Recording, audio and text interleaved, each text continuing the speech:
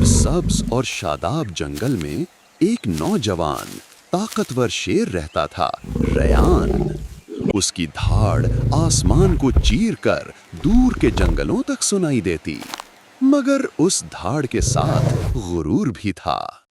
छोटे जानवर जब भी बात करते या कोई मशवरा देते, रयान हंसकर कहता, तुम छोटे जानवर क्या फैसला करोगे?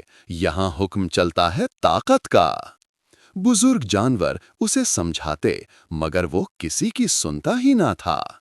वक्त गुजरता गया और एक दिन जंगल पर खुश्क साली आ गई। तालाब सूख गए, घास मुरझा गई और प्यास ने सबको कमजोर कर दिया।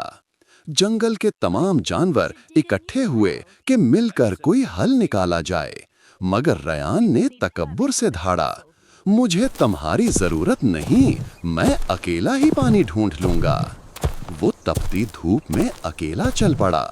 2 दिन 2 रातें, ना पानी ना साया। आखिरकार वो थका हारा वापस लौटा और उसने हैरत से देखा, सारे जानवर एक कतार में मिलकर मिट्टी हटा रहे थे।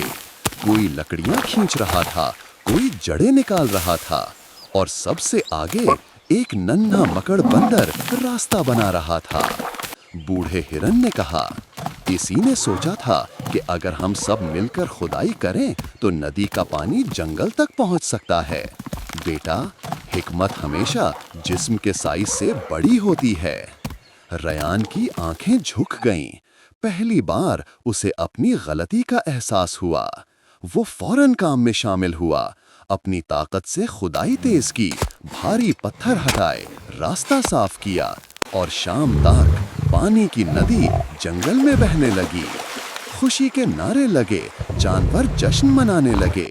रयान आहिस्ता से मकड़ बंदर के पास गया, उसके कंधे पर हाथ रखा और कहा, आज तुमने मुझे सिखाया कि बादशाह वो नहीं जो सब पर धाड़े, बादशाह वो है जो सबकी सुने, सबके साथ चले।